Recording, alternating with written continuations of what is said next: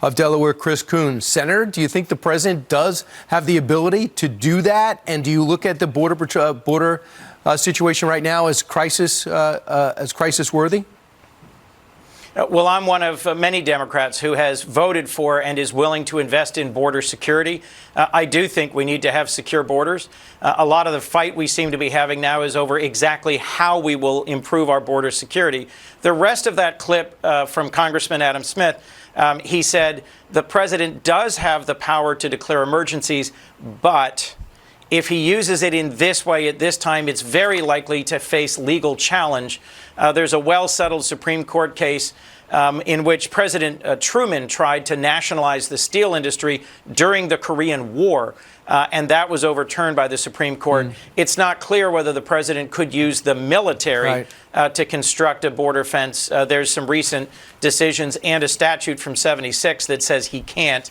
The better way for us to move forward, Brian, is to reach a responsible compromise here that recognizes our broken immigration system needs to be resolved, and we need to invest in border security. President I know you wanted to get details on this, but one of the things he said is, listen, I'm off the concrete. You guys don't want that. Steel slats, fencing, and steel is what I'm in for. Is that the type of compromise, movement towards compromise at $5.7 billion that you might be able to support?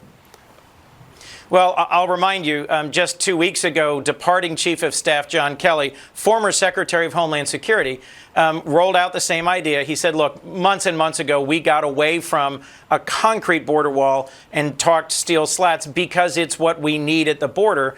And the president the next day, literally on Twitter, said, no, we're still committed to a concrete border. I hope the president will hold to that position because that is a minor but important difference in technology.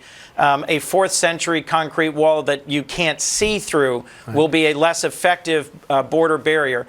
Look, not 1 mile of new border fencing has been built this year, despite the $1.3 billion we appropriated last year. I am someone who's willing to see more border fencing as long as we choose a technology that DHS says is going to be effective. And I do think his moving towards steel slats rather than concrete wall, if it holds, is important. The person who's missing from these negotiations is Mitch McConnell, the majority leader. Look, the majority leader had us go out of session just before Christmas when the entire Senate unanimously voted for a package that would have kept the government open. Gotcha. He's now saying, I'm out of this until the president says what he will clearly stand for. What you've just cited there is progress. All right, Senator, I'd feel a lot better if you were into this, too, because you seem to have a level head and want to get things done. Senator Chris Coons, thanks so much. Thank you. All right, as the country says goodbye to a fallen California police officer killed